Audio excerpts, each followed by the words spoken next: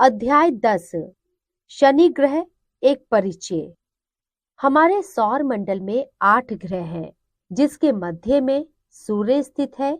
सभी ग्रह सूर्य की परिक्रमा करते हैं।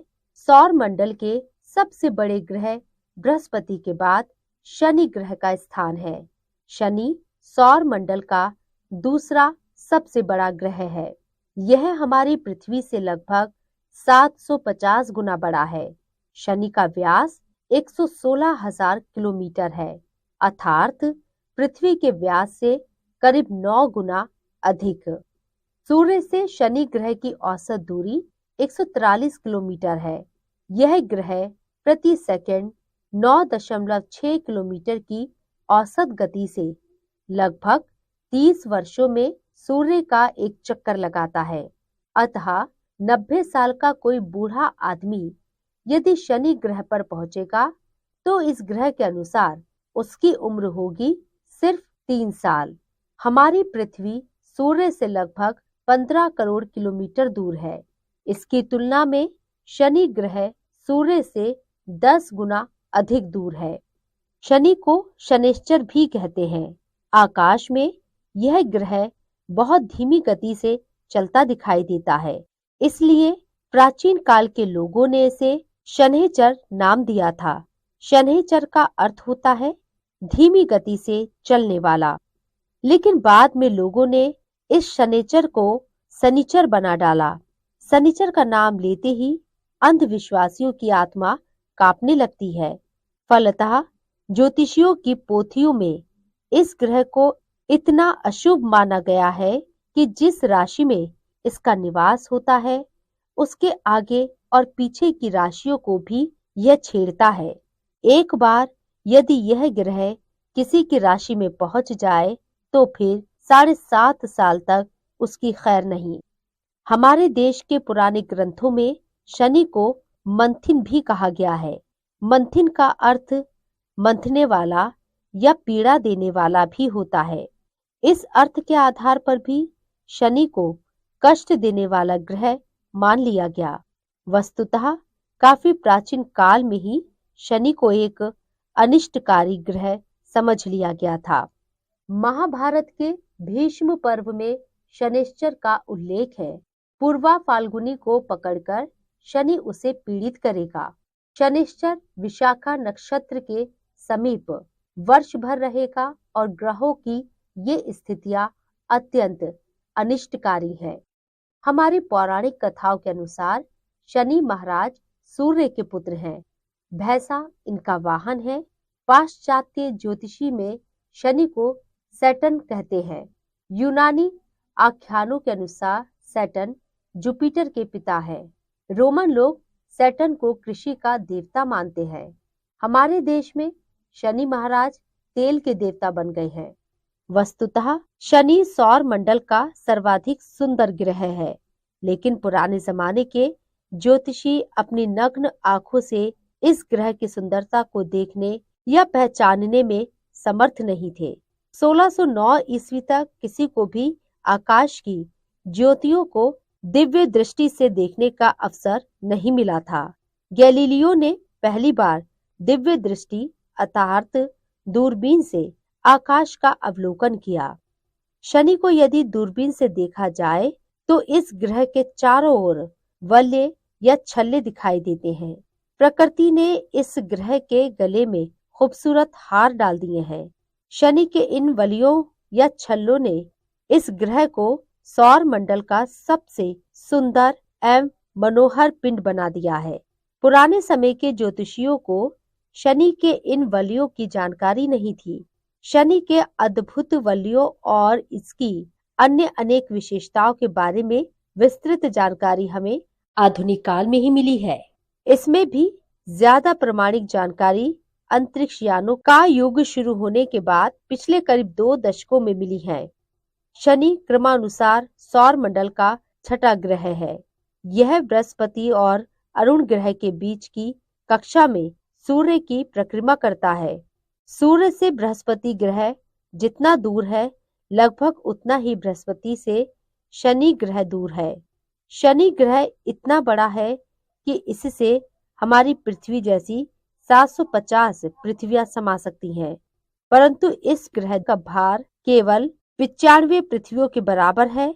कारण यह है कि शनि की द्रव्य राशि का औसत घनत्व बहुत कम है, पानी से भी कम। अतः शनि ग्रह को पानी के किसी बहुत बड़े महासागर में डालना संभव हो तो यह उसमें डूबेगा नहीं, बल्कि तैरने लगेगा। सौर मंडल में सबसे कम घनत्व वाला पिंड शनि ही है। शनि ग्रह अत्यंत मंद गति से लगभग 30 वर्षों में सूर्य का एक चक्कर लगाता है, इसलिए साल भर अंतर के बाद भी आकाश में शनि की स्थिति में कोई विशेष परिवर्तन नहीं दिखाई देता। यह एक राशि में करीब 2.5 साल तक रहता है, लेकिन शनि का दिन हमारे दिन से काफी छोटा होता है। यह ग्रह 10 घंटों और 14 मिनटों में अपनी धुरी पर एक परिक्रमा पूरी कर लेता है।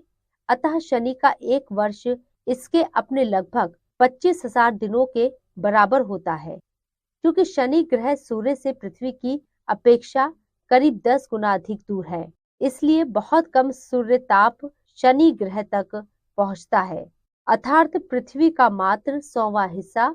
इसलिए शनि के वायुमंडल का तापमान शून्य के नीचे -150 डिग्री सेंटीग्रेड के आसपास रहता है। शनि एक अत्यंत ठंडा ग्रह है।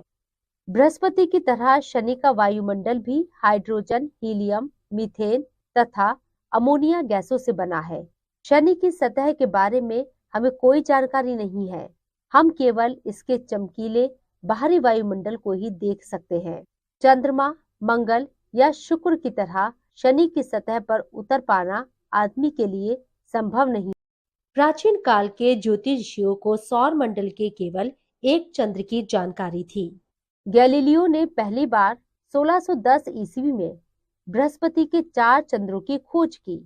ग्रहों की परिक्रमा करने वाले इन पिंडों को अब हम उपग्रह कहते हैं।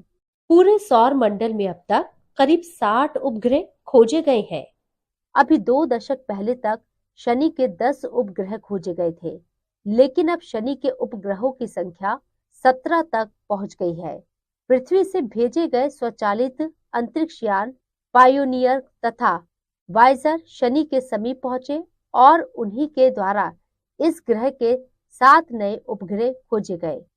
शनि का सबसे बड़ा चंद्र टाइटन सौर मंडल का सर्वाधिक महत्वपूर्ण और रोचक उपग्रह है। टाइटन हमारे चंद्र से भी काफी बड़ा है। इसका व्यास 5150 किलोमीटर है। अभी कुछ साल पहले तक टाइटन को ही सौर मंडल का सबसे बड़ा उपग्रह समझा जाता था, परंतु वाइजर यान की खोजबीन से पता चला है कि बृहस्पति का गैनीमीडे उपग्रह सौर मंडल का सबसे बड़ा उपग्रह है। टाइटन की सबसे अद्भुत चीज है इस पर मौजूद घना वायुमंडल। यह मुख्य रूप से नाइट्रोजन से भी ज्यादा घना और भारी है। टाइटन के वायुमंडल में मीथेन भी पर्याप्त मात्रा में मौजूद है। इस उपग्रह की सतह पर मीथेन गैस ठोस या तरल रूप में हो सकती है। इस प्रकार टाइटन को पृथ्वी जैसा एक ऐसा पिंड माना जा सकता है जिस पर मीथेन पानी की भूमिका अदा करती है। मीथेन के योग से बनने वाले कई प्रकार के अणु जैविक तत्वों का निर्माण कर सकते हैं। इसलिए जैविक तत्वों के विकास के अध्ययन की दृष्टि से टाइटन का बड़ा महत्व है। टाइटन की उपस्थितियों का अध्ययन करके पता लगाया जा सकता है कि 3-4 अरब साल पहले धरती पर प्राथमिक जीवों का अभ्युदय किस प्रकार हुआ होगा। शनि की सतह पर अंतरिक्ष यान को उतारना तो संभव नहीं है, परंतु टाइटन की सतह पर अंतरिक्ष यान को उतारा जा सकता है। इसलिए मंगल के बाद टाइटन उपग्रह पर ही अंतरिक्ष यान को उतारने के प्रयास किए जाएंगे। शनि ग्रह की सबसे आकर्षक चीज है इसके चारों ओर के वलय। सबसे पहले गैलीलियो ने ही इनकी खोज की। अभी कुछ साल पहले तक शनि के 3 स्पष्ट वलय पहचाने गए थे। इनके बीच में कुछ खाली जगह भी है। शनि के ये वलय इस ग्रह के विषुवतीय समतल में ही परिक्रमा करते हैं।